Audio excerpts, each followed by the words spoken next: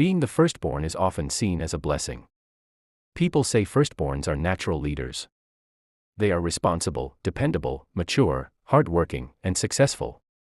Parents proudly introduce them as the child they can always count on. Family members admire how reliable they are, and younger siblings often look up to them. What many people don't realize is that these qualities often come from years of carrying responsibilities that many children were never emotionally prepared to carry. Not every firstborn experiences life this way, but many do. The struggles of being the firstborn do not always end when childhood ends. For many people, they continue into adulthood, shaping the way they think, love, work, and see themselves. Many firstborns don't realize the exact moment their childhood changed. One day they were simply children. The next day they were being told they were old enough. Old enough to carry the baby. Old enough to wash dishes. Old enough to cook. Old enough to stay home while everyone else went somewhere. Old enough to sacrifice. The strange thing is that they were still children themselves. While younger siblings were allowed to make mistakes because they were still young, the firstborn was expected to know better. While other children were told to enjoy their childhood, the eldest often learned that responsibility came before fun. Slowly, they stopped asking for toys. They stopped asking to go out with friends.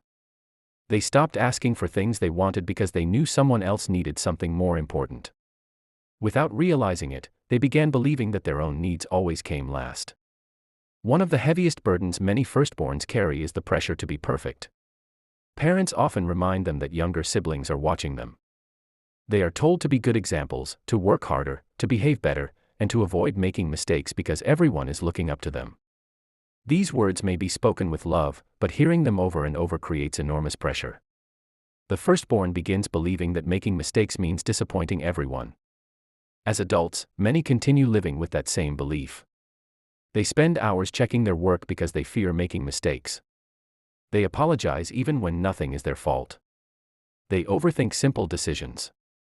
They celebrate an achievement for only a few moments before worrying about the next responsibility waiting for them. Deep inside, many firstborns quietly ask themselves a question they rarely say out loud. Am I ever enough? Many firstborns also grow up feeling responsible for everyone around them. When younger siblings struggle, they feel responsible. When parents are stressed, they feel responsible.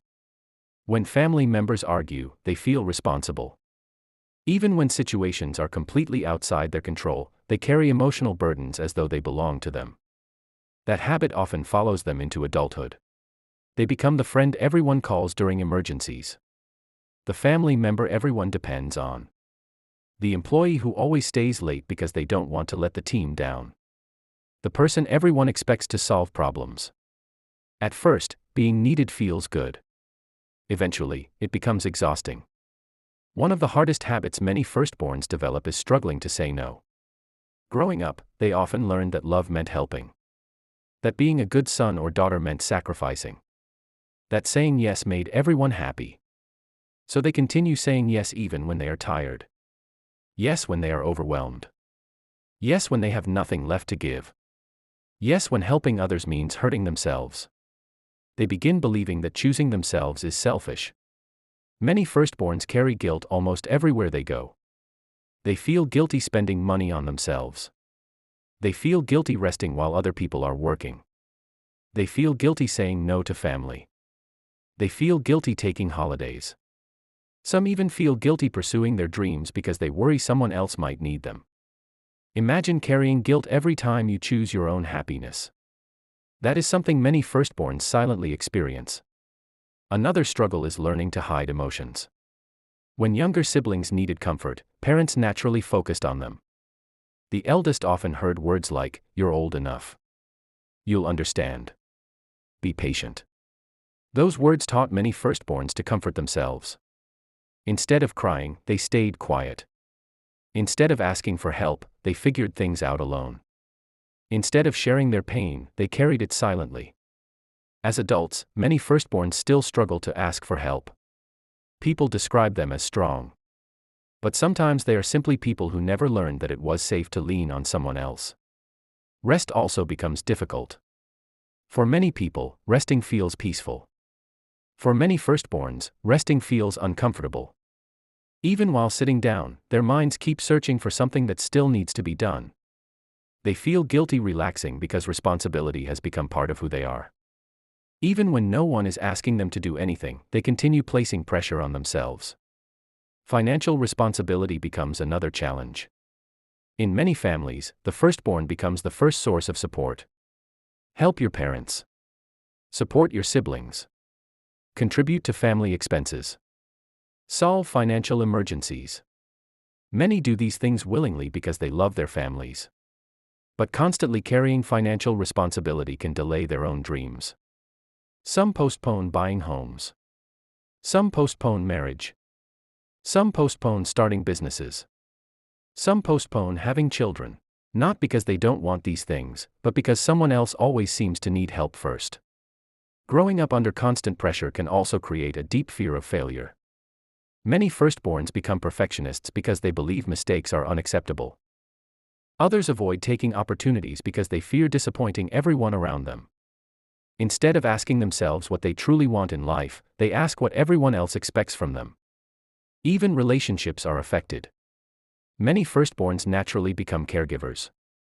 They attract people who constantly need saving because caring for others feels familiar. Sometimes they confuse being needed with being loved. They pour their energy into everyone else while forgetting to care for themselves.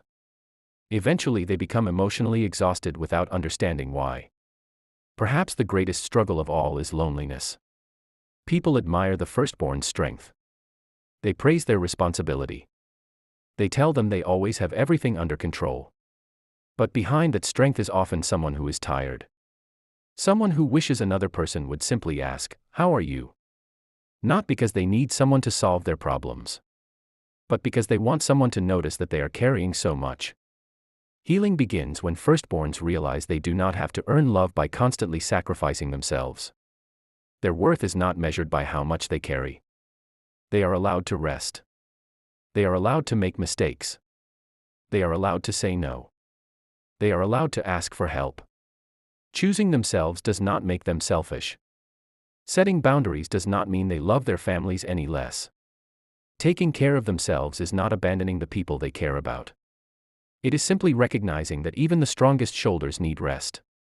Not every firstborn has the same experience. Every family is different, and many parents work hard to raise all of their children with equal love, support, and shared responsibility. But for many firstborns, these experiences feel deeply familiar. If you are a firstborn, perhaps you've carried responsibilities that no one ever noticed. Perhaps you've spent years putting everyone else first. Perhaps you've been called strong so many times that people forgot to ask whether you were okay.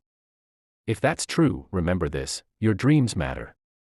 Your happiness matters. Your peace matters. You deserve to live a life that is not only about taking care of others, but also about taking care of yourself.